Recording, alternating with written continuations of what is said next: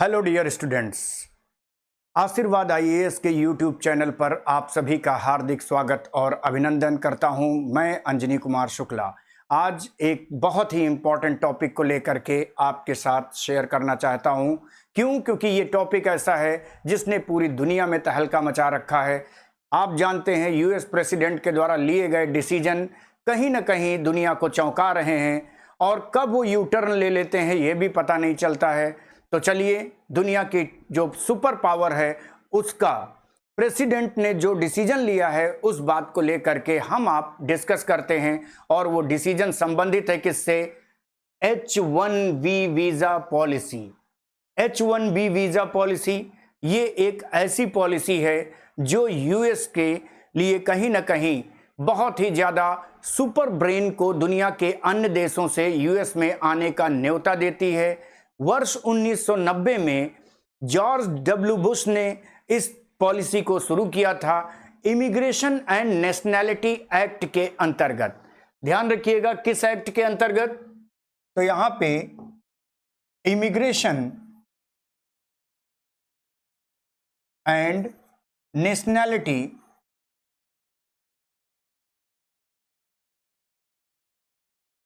Act, ये act पास किया गया था 1990 में और इस एक्ट के सेक्शन 101A या 101 फर्स्ट और उसके अंतर्गत अगर हम बात करते हैं तो 101A के अंतर्गत 15H में इसको स्थान दिया गया। 101A 15H clear.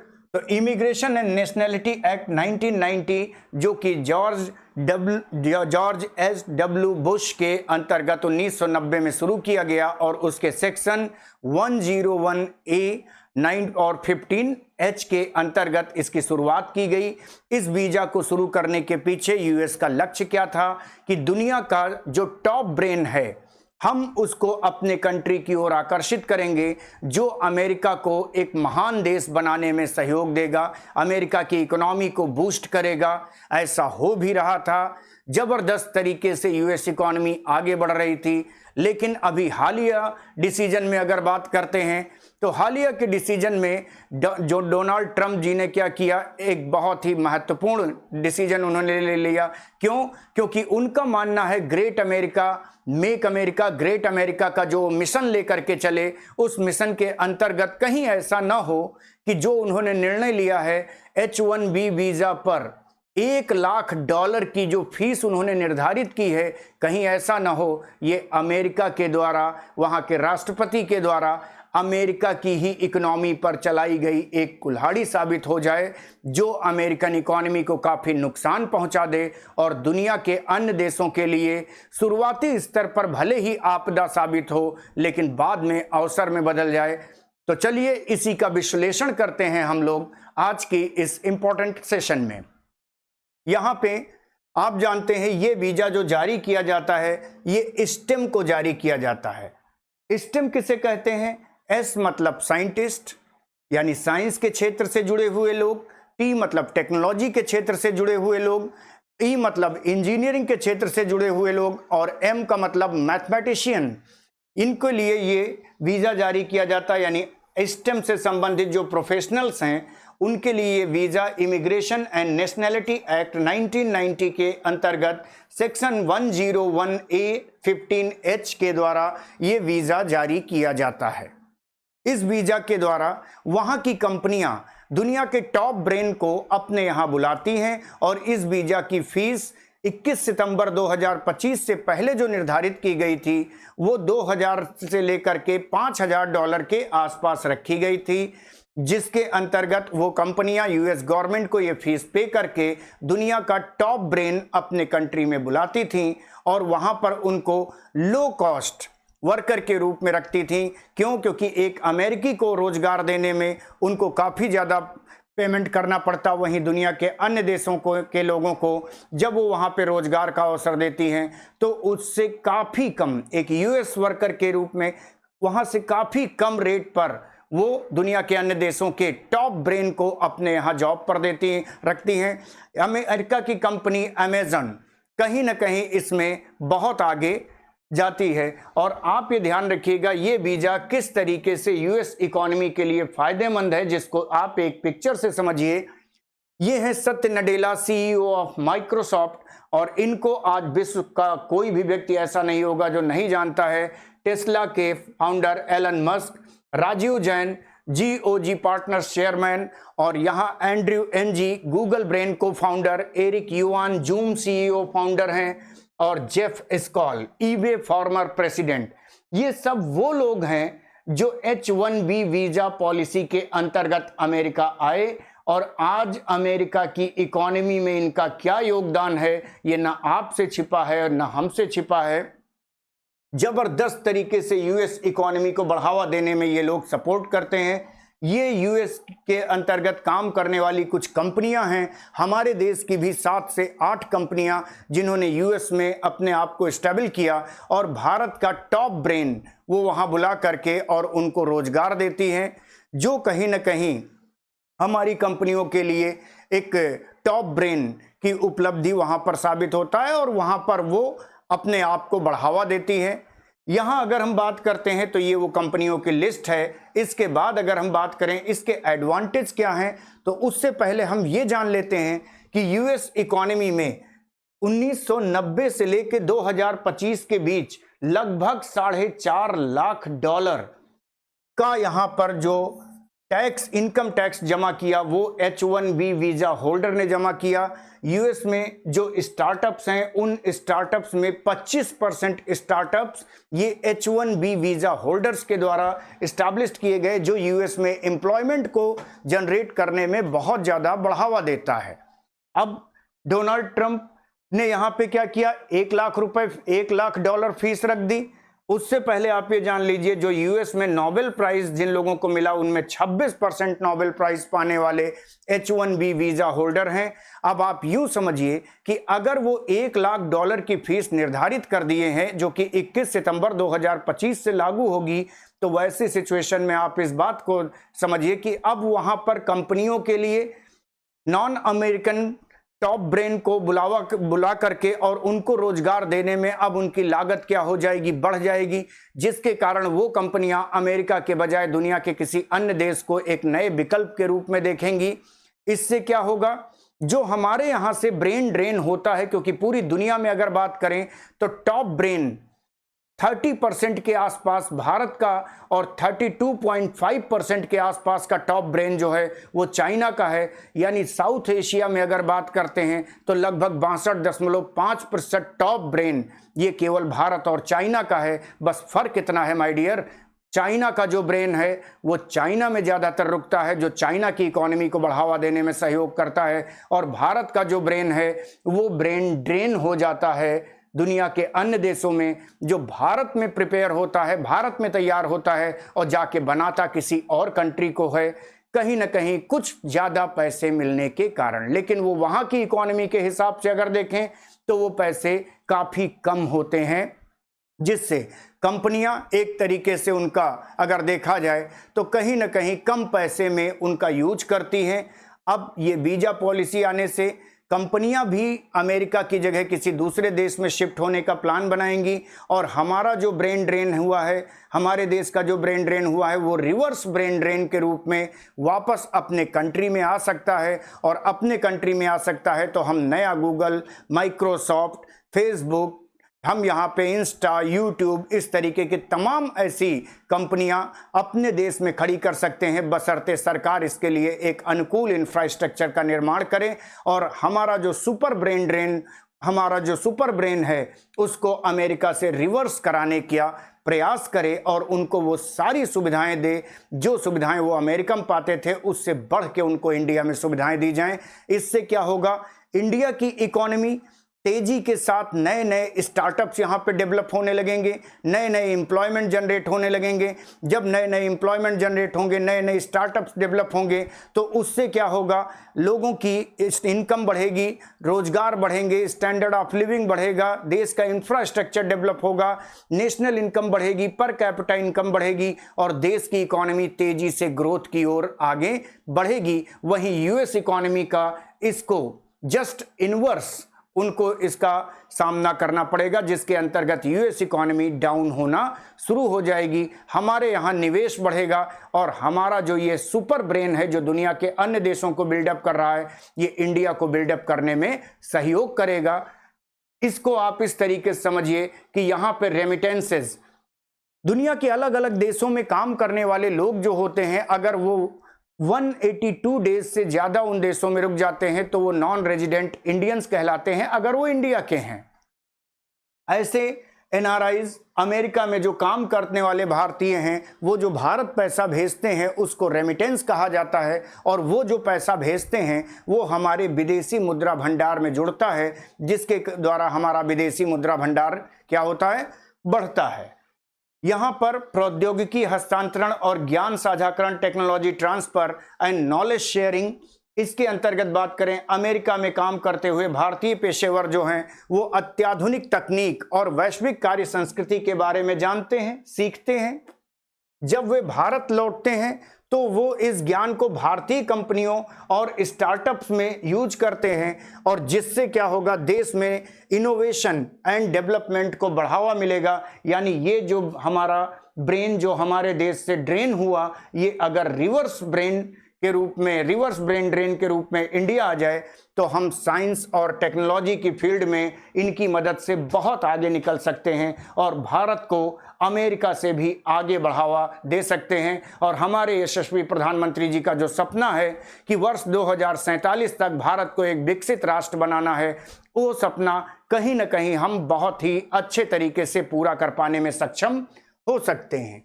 अगला फायदा क्या होगा, घरेलू आईटी क्षेत्र का विकास होगा। नो डाउट, अगर वो वहां पर जाकर के इन बड़ी बड़ी कंपनियों को संभाल सकते हैं तो अपने देश में नई नई आईटी कंपनियां डेवलप करने में काफ़ी ज़्यादा योगदान दे सकते हैं। H1B वीज़ा नियमों में बदलाव, जैसे कि हाल ही में शुल्क में भारी वृद्धि ने अमेरिकी कंपनियों को भारत और अधिक काम स्थानांतरित करने के लिए प्रोत्साहित किया। इससे भारत में रोजगार के अवसर बढ़ सकते हैं और घरेलू इनोवेशन का एक इकोसिस्टम डेवलप हो सकता है और उसे मजबूती मिल सकती है। फिर अगर हम बात करें स्थानीय प्रतिभा का उपयोग, यूटिलाइजेशन ऑफ लोकल टैलेंट, हमारे देश में बहुत सा ऐसा लोकल टैलेंट है जो पैसे के अभाव में दुनिया के अन्य देशों में नहीं जा सकता है, और वो यहाँ पर कहीं ना कहीं यहाँ का इकोसिस्टम और अन्य चीज़ों के कारण वो हमारा जो सुपर ब्रेन है, वो टैलेंट हमारा छिपा रह जाता है। तो वो टैलेंट उभर कर सामने आने लगेगा। क्यों? क्योंकि उसे मोटिवेशन मिलेगा। तो जब अमेरिकी वीज़ा प्राप्त करना कठिन हो जाता है तो भारत की ही प्रतिभाशाली पेशेवरों के लिए अधिक अवसर पैदा होंगे। और आईआईटी कानपुर के विशेषज्ञों ने भी इस बात पर जोर दिया है कि यह भारत के लिए एक अच्छा अवसर है। शुरुआत में भले ही इसको आपदा माना जा रहा हो, लेकिन आपदा ही अवसर का निर्माण करती है, ये आप यहाँ पे ध्यान रखिएगा। और इसके बाद जहाँ कुछ फायदे हैं वहीं डिसएडवांटेज भी होते हैं। क्यों? जहाँ अच्छाई होती है वहाँ बुराई भी होती है। तो यहाँ पे हम देखते हैं क्या डिसएडवांटेज इसके हैं। ब्रेन ड्रेन, H1B वीजा के कारण हमारे देश का जो सुपर ब्रेन है, टॉप ब्रेन है, प्रोफेशनल्स का ब्रेन है, वो क्या हो जाता है, प्रतिभा का पलायन हो जाता है। H1B वीजा कार्यक्रम एक बड़े ब्रेन ड्रेन में योगदान देता है, क्योंकि भारत के सबसे प्रतिभाशाली और कुशल पेशेवर अमेरिका में बेहतर अवसरों की तलाश में चले जाते हैं। इससे भारत में तकनीकी और इंजीनियरिंग जैसे महत्वपूर्ण क्षेत्रों में प्रतिभा की कमी हो जाती है। हम तैयार करते हैं प्रोफेशनल्स को, हम उनको बनाते हैं और हमारे ही देश में, हमारे यहाँ का इकोसिस्टम ऐसा सुपर ब्रेन अपने देश में रोकने में असक्षम है। ये सरकार की बहुत बड़ी कमी होगी। इसलिए यहाँ पर मैं आशीर्वाद आईएएस के इस चैनल से आज सरकार से भी ये विनम्र प्रार्थना करना चाहता हूँ कि इस तरह के सुपर ब्रेन को वापस इंडिया लाया जाए और एक नए युग की शुरुआत की जाए, जिसमें हम इंफॉर्मेशन टेक्नोलॉजी से लेकर के हर एक फील्ड में बहुत तेजी से आगे बढ़ें। यहां आईटी कंपनियों पर दबाव, pressure of IT companies. H1B visa शुल्क में भारी बढ़ोतरी ने भारतीय आईटी सेवा कंपनियों की लागत को काफी बढ़ा दिया है। इससे उनके लाभ मार्जिन यानी प्रॉफिट मार्जिन पर निगेटिव इम्पैक्ट पड़ता है और उन्हें अपने व्यापार मॉडल को फिर से तैयार करने के लिए मजबूर होना पड़ता है। ठीक है, तो ये कहीं ना कहीं अपने आप में बात आ जाती है। फिर भारतीय पेशेवरों के लिए अनिश्चितता, uncertainty for Indian professionals. Visa नियमों में बार बार होने वाले बदलाव जो हैं वो शुल्क में वृद्धि और प्राथमिक मानदंडों में बदलाव जैसे उच्च वेतन वालों को प्राथमिकता देना भारतीय पेशेवरों के लिए अमेरिका में करियर बनाने की योजना में अनिश्चितता पैदा करता है। ये एक बड़ा डिसएडवांटेज H1B वीजा में बढ़ी हुई शुल्क का है। यहाँ पे आगे अगर बात करते हैं तो प्रवेश स्तर की नौकरियों पर असर, impact of entry level jobs. बढ़े हुए वीजा शुल्क और कठोर नियमों से अब जो नए नए लोग वहां जाना चाहते हैं उनके लिए एक बहुत बड़ी मुसीबत आ जाएगी, जो कि यहां पर आपके सामने दिख रहा है। आईटी निर्यात में मंदी, कहीं ना कहीं इसका असर ये हो सकता है कि इंफॉर्मेशन टेक्नोलॉजी के क्षेत्र में रिसेशन जैसा इन्वायरमेंट क्रिएट हो। क्यों? क्योंकि जब इतनी महंगी फीस होगी तो वहाँ की कंपनियाँ, बाहर का जो टॉप ब्रेन है, प्रोफेशनल्स हैं, उनको बुलाने में अब कंपनियों की लागत बढ़ेगी और जिसके कारण कंपनी क्या करेंगी, कंपनी अमेरिका से शिफ्ट होंगी किसी अन्य कंट्री में, जो अमेरिका के लिए एक बहुत बड़ी समस्या पैदा कर सकता है। वहीं अगर आगे बात करें तो यहाँ पे आप ये भी आपके अंदर जिज्ञासा चल रही होगी कि इसमें किस तरीके के क्वेश्चंस पूछे जा सकते हैं हमारे प्रीलिम्स के एग्जाम में और हमारे मेंस के एग्जाम में। तो चलिए कुछ एक्सपेक्टेड क्वेश्चंस को लेकर के हम आपसे बात करते हैं। यहाँ पे अगर हम बात करें, प्री के लिए आपसे क्वेश्चन क्रिएट किया जा सकता है, पूछा जा सकता है, H1B वीजा कार्यक्रम के संबंध में निम्नलिखित कथनों पर विचार करिए।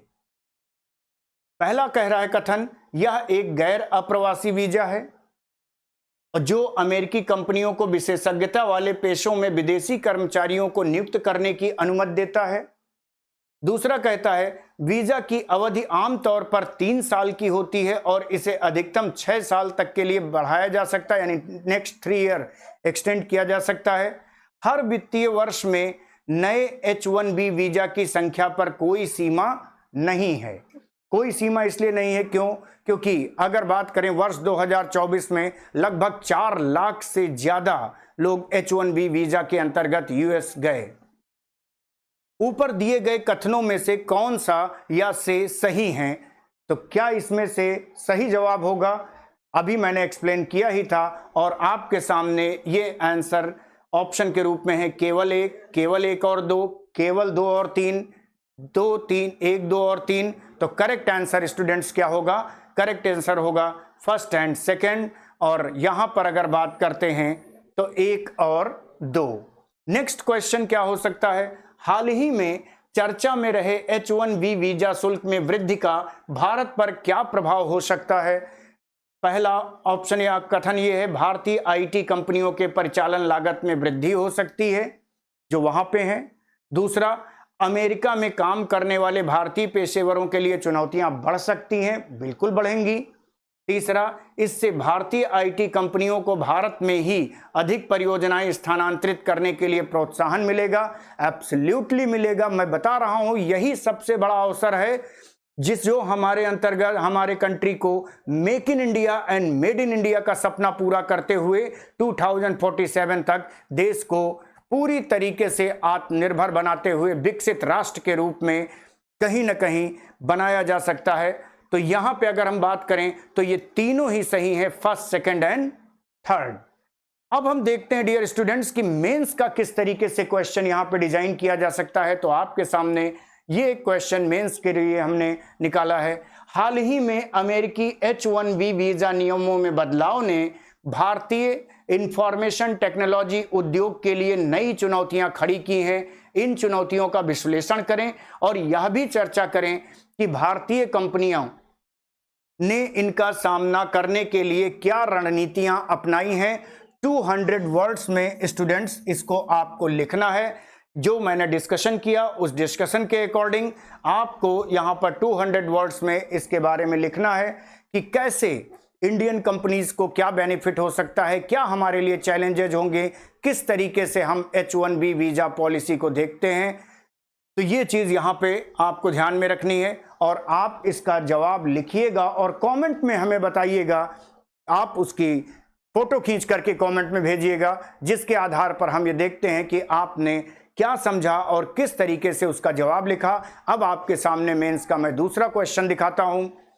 H1B वीजा कार्यक्रम ने भारत में ब्रेन ड्रेन को बढ़ावा दिया, लेकिन हालिया सख्त नियमों ने रिवर्स ब्रेन ड्रेन, जिसकी मैंने अभी बात की थी। देखिए ब्रेन ड्रेन क्या, हमारे देश की प्रतिभा जो बाहर के देशों में चली जाती है। रिवर्स ब्रेन ड्रेन क्या, अब वही प्रतिभा अपने देश में आ सकती है की संभावनाओं को भी जन्म दिया है। इस कथन का आलोचनात्मक मूल्यांकन करें और बताएं कि क्या यह भारत के लिए एक अवसर साबित हो सकता है। डियर स्टूडेंट्स, मेंस का आंसर राइट करते वक्त आपको बायस्ड नहीं होना है। आपको प्रॉपर तरीके से न्यूट्रल होते हुए अपनी बातों को बहुत ही अच्छे तरीके से कॉन्सेप्ट को समझते हुए फिर व्यक्त करना है। आपने देखा कि H1B वीजा का जो अमेरिका ने नियम बनाया उसका फायदा उठाने के लिए चीन ने तुरंत के वीजा पॉलिसी ला दी और चीन ने कहा कि हम 1 अक्टूबर 2025 से के वीजा पॉलिसी ला रहे हैं, जिसके अंतर्गत दक्षिण एशियाई टैलेंट को चाइना में मोस्ट वेलकम करने के लिए हम तैयार हैं। वहीं ब्रिटेन ने HPI वीजा पॉलिसी, जिसके अंतर्गत वो इस वीजा को फ्री कर देंगे, जिससे दुनिया का टॉप टैलेंट वो ब्रिटेन में जा सके। तो ये H1B वीजा से संबंधित आज का इंपॉर्टेंट डिस्कशन था। आप ये ध्यान रखिएगा कि मैं अंजनी कुमार शुक्ला आप सभी को ऑल द बेस्ट बोलता हूं इन क्वेश्चंस के लिए और मेंस के क्वेश्चंस को आपको लिखने के लिए।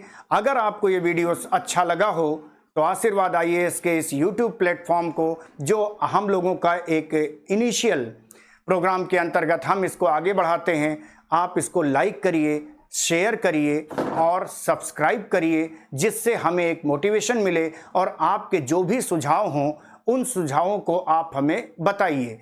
यहाँ आपसे एक इम्पॉर्टेंट सूचना डिस्कस करना चाहूँगा।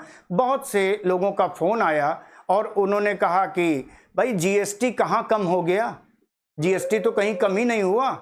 तो बिल्कुल अगर देखा जाए तो जो हमारे आसपास की जो दुकानें हैं, जो शॉप हैं, वो GST को अभी उसी रेट पर दे रही हैं। वो किसी प्रकार का कोई भी उन्होंने चेंज नहीं किया है। तो अगर ऐसा कोई दुकानदार या ऐसा कोई स्थान जो GST के घटे हुए रेट पर आपको प्रोडक्ट नहीं दे रहा है, तो आप ये ध्यान रखिएगा, आप उसकी कंप्लेन कंज्यूमर हेल्पलाइन नंबर 1915 इस पर कर सकते हैं, या फिर व्हाट्सएप नंबर पे आप कंप्लेन कर सकते हैं। और व्हाट्सएप नंबर है